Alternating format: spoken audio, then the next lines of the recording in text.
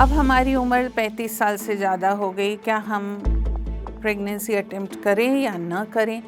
तो हम उनको यही कहते हैं, दवाइयाँ खा रहे होते हैं, वो दवाइयाँ प्रेगनेंसी में गलत साबित हो सकती हैं या उनका इम्पैक्ट बच्चे के ऊपर आ सकता है। तो दवाइयों को किसी को प्रेगनेंसी में ब्लीडिंग शुरू हो गई हो या उनको फर्टिलिटी मेडिकेशन वगैरह दे के इनफर्टिलिटी का उनका ट्रीटमेंट चला हो, फर्टिलिटी मेडिकेशन दे के उन्होंने कंसीव किया हो, तो उनमें आजकल के ज़माने में सब कुछ प्लानिंग से किया जाता है। तो कपल्स प्रेगनेंसी भी बड़े अच्छे से प्लान करते हैं और जब कंसीव करते हैं और बड़े खुश होते हैं और सोचते हैं कि अब ये प्रेगनेंसी में माँ को भी स्वस्थ रहना चाहिए, बच्चे को भी स्वस्थ रहना चाहिए।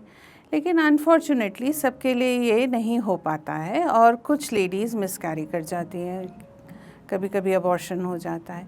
तो ये अबॉर्शन का रिस्क, मिसकैरेज का रिस्क हम कैसे कम कर सकते हैं, आज हम इसके बारे में बात करेंगे।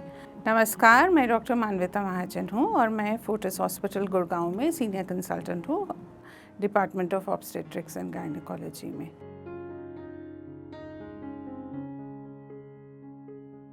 पंद्रह से 20% प्रेगनेंसीज मिसकैरी करती हैं। ज़्यादातर मिसकैरेजेस या अबॉर्शंस जो होते हैं लेडीज़ में, वो फर्स्ट 3 मंथ्स में होते हैं। आफ्टर 3 मंथ्स मिसकैरेज रिस्क काफ़ी स्पॉन्टेनियसली अपने आप ही ड्रॉप कर जाता है। और सबसे ज़्यादा मिसकैरेज होने का कारण होता है कि बच्चे की डेवलपमेंट या बच्चे के जो क्रोमोसोम्स हैं वो ठीक नहीं होते हैं, और जब उसकी डेवलपमेंट ठीक नहीं हो रही होती है तो आपकी बॉडी इसको रिकग्नाइज़ कर लेती है, उसको समझ में आ जाता है कि ये प्रेगनेंसी ठीक नहीं है, तो वो प्रेगनेंसी रुक जाती है, आगे नहीं बढ़ती है और मिसकैरेज हो जाता है। लेकिन कुछ और कारण भी हैं जिससे मिसकैरेजेस होते हैं। तो वो कारण हैं जैसे कि लेडीज़ में कुछ मेडिकल प्रॉब्लम्स हैं, जैसे अनकंट्रोल्ड डायबिटीज़ है या पुअरली कंट्रोल्ड डायबिटीज़ है, हार्मोनल डिस्टर्बेंस हैं, पॉलीसिस्टिक ओवरीज के कारण भी हार्मोनल डिस्टर्बेंसेस हो जाते हैं बॉडी में, जिसके कारण कई लेडीज़ का मिसकैरेज रिस्क बढ़ जाता है। कुछ फर्टिलिटी इश्यूज़ भी होते हैं लेडीज़ में और उसके चलते हुए उनका मिसकैरेज जनरल पॉपुलेशन से ज़्यादा होता है। ओल्डर एज वुमेन, तो लेडीज़ जिनकी उम्र 35 साल से ज़्यादा है, उनका भी मिसकैरेज रिस्क थोड़ा ज़्यादा होता है।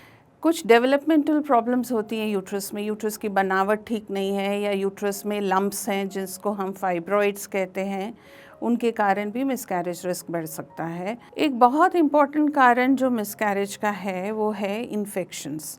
अब इन्फेक्शंस हमारी बॉडी में बड़ी तरह से आ जाते हैं, जैसे कि खाना जो हम खाते हैं कई बार उससे इन्फेक्शन आ सकता है। अगर पानी सही नहीं है तो वाटरबोर्न इन्फेक्शंस भी हो जाते हैं। So food and waterborne infections बड़े इंपॉर्टेंट सोर्स हैं इन्फेक्शंस के।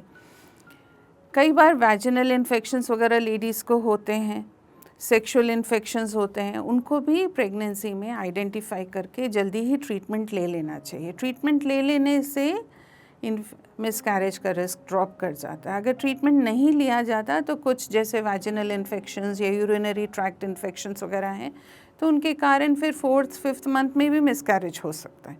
अगर हम इन्फेक्शंस की बात करें तो फ्लू या वायरल इन्फेक्शंस ये भी मिसकैरेजेस कॉज कर सकते हैं।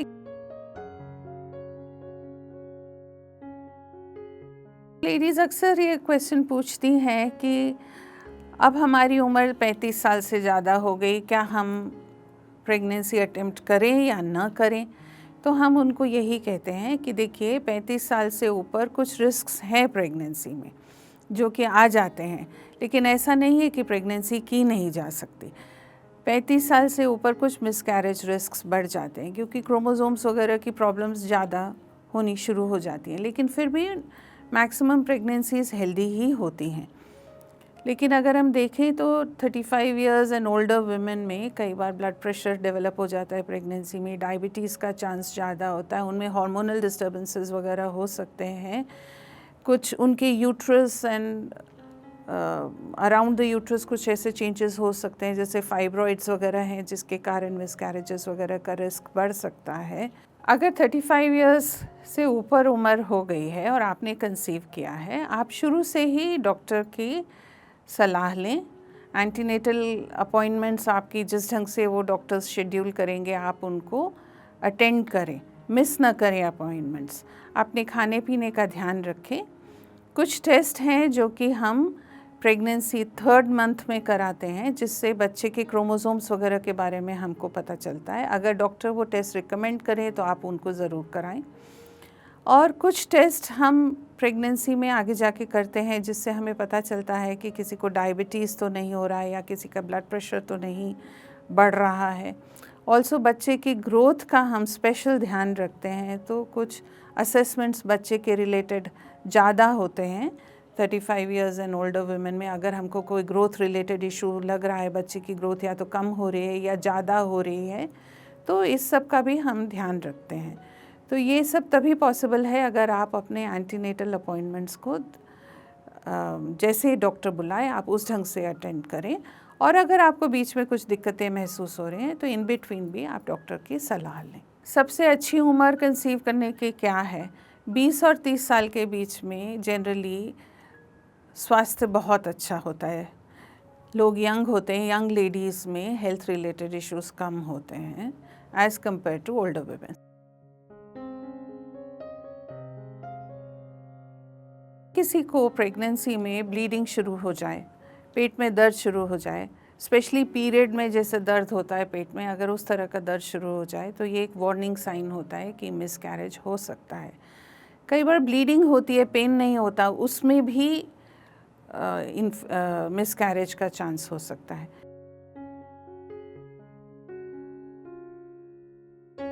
सबसे पहले तो अगर हम प्लान कर रहे हैं प्रेगनेंसी के लिए तो डॉक्टर को विज़िट करना चाहिए।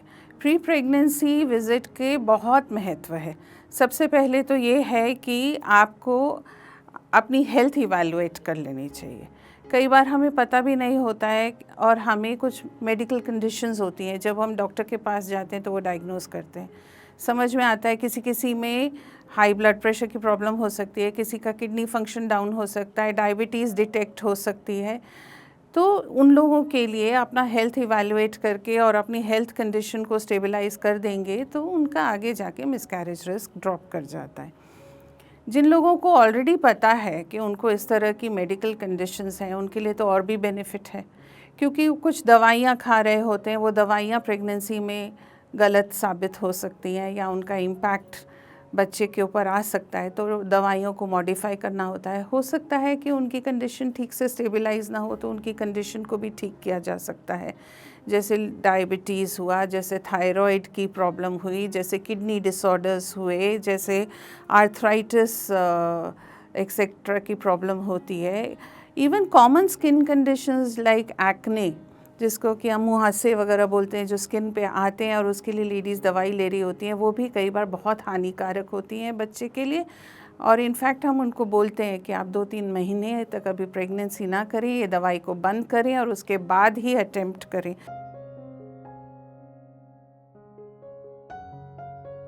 फॉलिक एसिड सप्लीमेंट हम सब लेडीज़ को एडवाइस करते हैं जो कि प्रेगनेंसी प्लान कर रही हैं कि उनको ये शुरू करना चाहिए। ये फॉलिक एसिड जो है, इससे बच्चे की ब्रेन और स्पाइन डेवलपमेंट और न्यूरल ट्यूब डिफेक्ट्स ये कम हो जाता है। तो ये एक पॉजिटिव स्टेप है और इसको ज़रूर अडॉप्ट करना चाहिए। अगर हमें पता नहीं है और वुमन हैज़ कंसीव्ड, मतलब प्रेगनेंसी शुरू हो गई है, तब भी फॉलिक एसिड शुरू कर देना चाहिए। सो फॉलिक एसिड ज़रूर शुरू करिए, जब आप प्लानिंग फेज़ में हैं तब से ही शुरू करिए।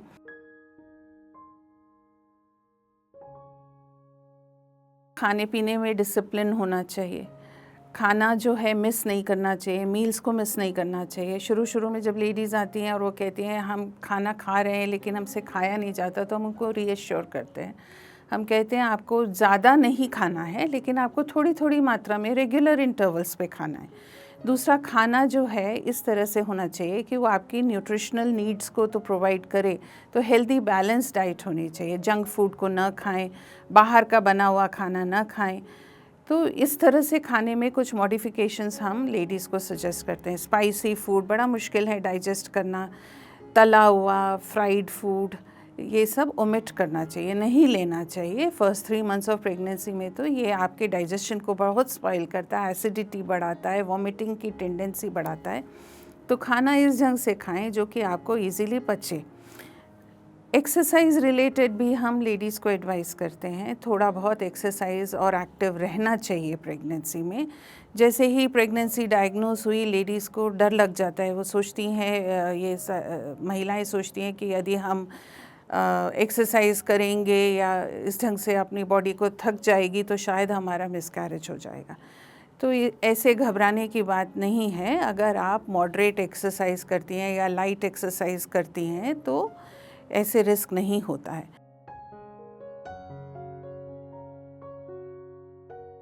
आपका खाना और पानी तो सात्विक होना ही चाहिए, साथ में आपको अल्कोहल वगैरह बिल्कुल नहीं लेना चाहिए। प्रेगनेंसी अटेम्प्ट करने से पहले से ही आप अल्कोहल वगैरह लेना बंद कर दें, और स्मोकिंग तो बिल्कुल नहीं करनी चाहिए प्रेगनेंसी में। स्मोकिंग बहुत हार्मफुल होती है, वैसे ही बॉडी के लिए हार्मफुल होती है, पर डेवलपिंग बेबी के लिए भी हार्मफुल होती है। मिसकैरेज का रिस्क तो बढ़ाते ही है, आगे जाके बच्चे का वज़न भी कम रहता है कई सच ऐसे प्रेगनेंसीज़ में, और ब्लीडिंग का रिस्क थ्रू आउट प्रेगनेंसी बना रहता है। तो स्मोकिंग तो बिल्कुल बंद कर देनी चाहिए प्रेगनेंसी में, और प्रेगनेंसी से पहले ही बंद कर देनी चाहिए।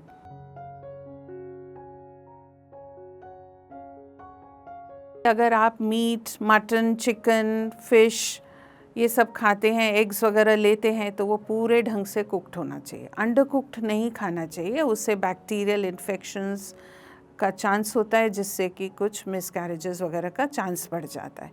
इसी तरह दूध जो है वो पास्चराइज्ड मिल्क होना चाहिए, बॉयल करके, ठंडा करके या बॉयल करके जैसे पिया जाता है वैसे ही करना चाहिए, कच्चा दूध नहीं लेना चाहिए। और दूध की बनी हुई चीज़ें कई बार जल्दी ख़राब हो जाती हैं, तो उसका भी ध्यान रखें कि आप फ्रेश खाना खाएं। इस तरह से नहीं कि स्पॉइल्ड मिल्क है और आप उसको कंज्यूम कर रहे हैं, अगर आप उसको लेंगे तो फिर तो शरीर में इन्फेक्शन होने का बहुत चांस है, फूड पॉइजनिंग बहुत हो सकती है उससे, और तबीयत ख़राब हो सकती है। सबसे इम्पॉर्टेंट है ये ध्यान में रखना चाहिए कि अगर माँ स्वस्थ है तो बच्चा स्वस्थ है, और इसलिए इन्फेक्शंस वगैरह का हमको ना हो, इसका पूर्णतः ध्यान रखना चाहिए।